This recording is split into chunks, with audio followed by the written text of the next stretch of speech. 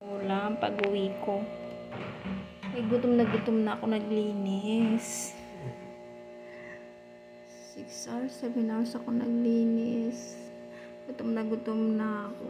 So, nag-order na lang si darling ko ng pizza. Oh, kita ko naman to, kaya okay lang. Kain ko lang. Walang ulam. Naglinis ka, tapos wala pala. Galing ka sa works, walang pagkain, wala ulam. So, ito na lang. Yan. Purong cheese. Meron nakaipit na sili. Yan. Ito yung pinaghirapan ko, guys. Sa paglilinis ko. Murahin lang na pizza yan.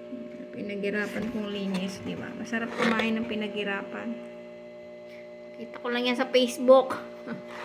Mura lang yan, guys. Yan, kain tayo. Ito yung sauce. Kain tayo. Gutom na talaga ako. Ito na lang kakainin ko. Tapos, coffee. Ayan, ito na lang. Tara, let's eat. Ito, yung katas ng aking pinaghirapan. For 7 hours ako naglinis. Ito lang.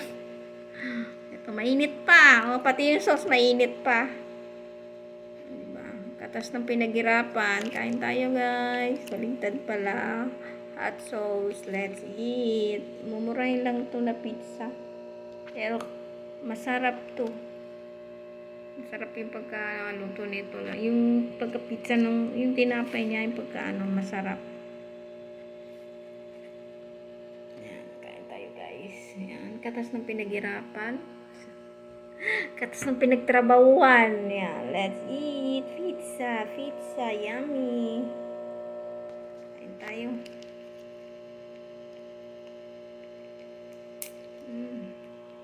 Wala yung darling ko.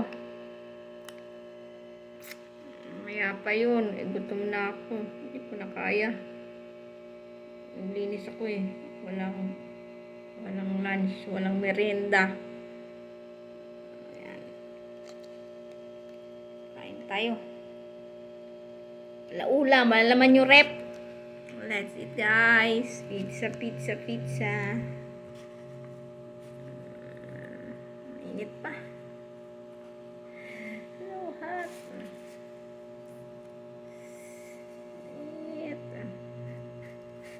Mainit, so hot.